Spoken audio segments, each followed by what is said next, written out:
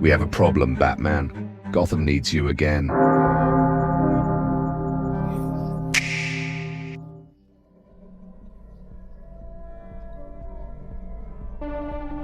Sauron is a fallen angel who wants to control everyone by finding his lost ring and using it to dominate all other rings of power. He's not just another dictator. He's corruption itself wearing armor. Someone who makes slavery look like freedom and makes his victims thank him for their chains. His power flows from the One Ring, a simple gold band that contains most of his strength but also represents his biggest weakness.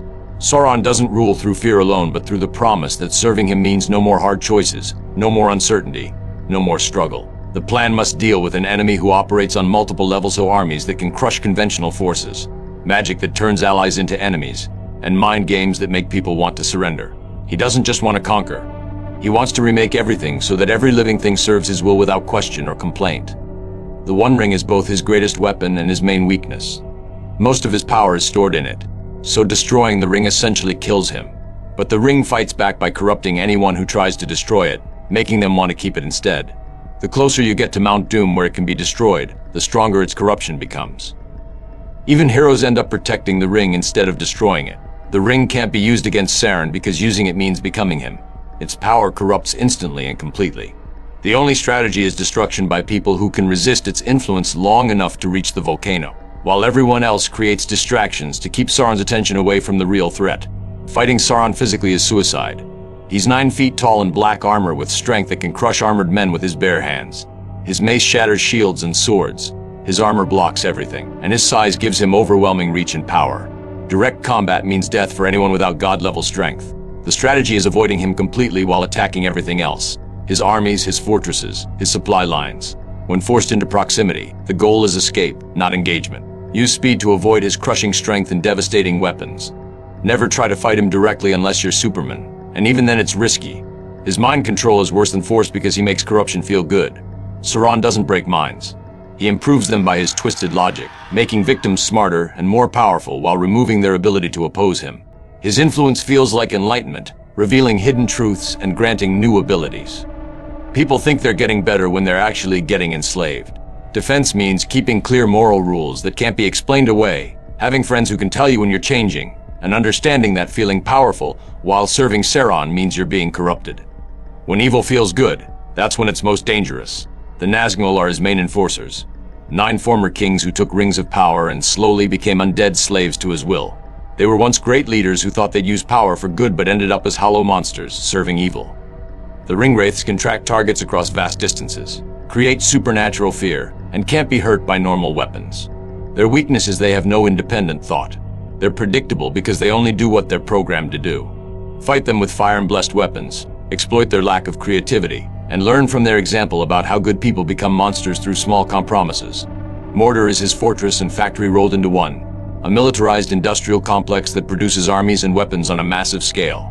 The land itself is poisoned to weaken enemies, with volcanic power running his war machine. Mordor's defenses include the Black Gate, mountain barriers, and watchtowers that see everything. The infrastructure supports orc breeding pits, weapon forges, and supply systems for hundreds of thousands of soldiers. Attack the manufacturing, disrupt supply lines, overwhelm the surveillance network with too many problems to track. Make Mordor's size war against it by creating more crises than centralized management can handle. Orc armies are his conventional military, corrupted creatures bred for war and absolute obedience. They have advantages in endurance and aggression, but lack individual thinking or moral restraint. Orcs fight with simple but effective weapons designed for overwhelming numbers rather than smart tactics. They're weak to sunlight, fall apart when leadership is killed, and depend on fear and intimidation to win.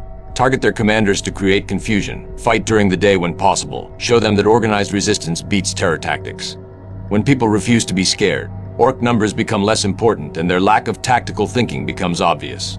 Saruman shows how wise people can fall when they convince themselves that evil methods serve good purposes. His change from good wizard to Sauron's servant demonstrates how corruption starts with small compromises and ends in complete moral collapse.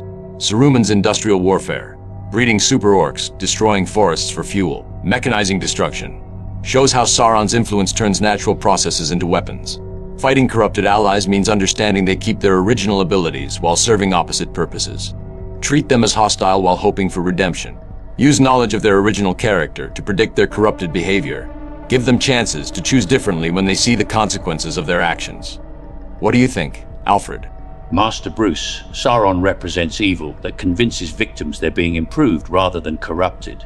His power lies in making slavery feel like freedom, making servants grateful for their chains. The Nazgul show us that good intentions can be corrupted gradually until heroes become monsters without realizing they've changed. Perhaps the most important defense isn't strength or intelligence, but humility.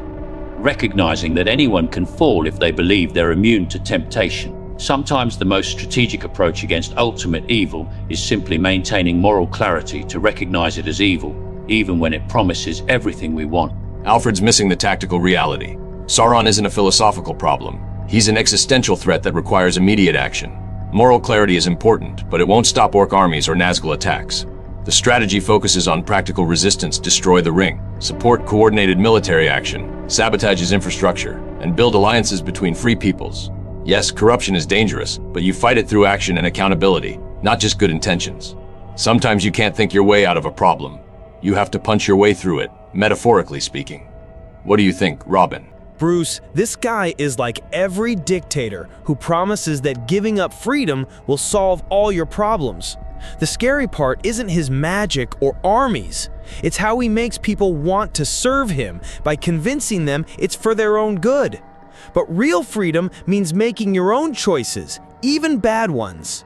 The best way to fight someone who offers easy answers is remembering that real solutions require real work from real people making real choices.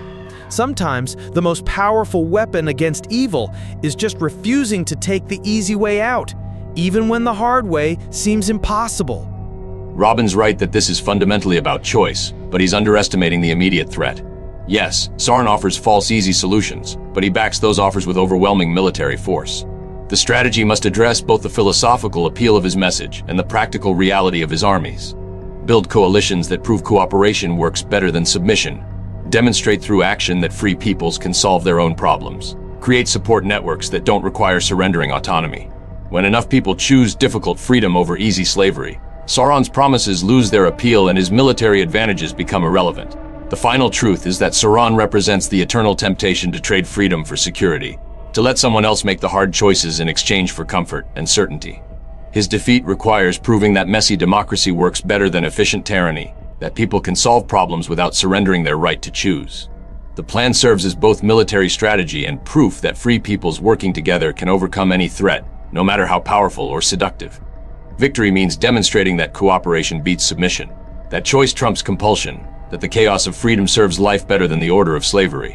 When the last person refuses to kneel, when resistance spreads faster than corruption, when people choose struggle over surrender, that's when evil discovers that its greatest enemy isn't superior force, but the simple human refusal to be ruled by anyone who demands worship instead of earning respect.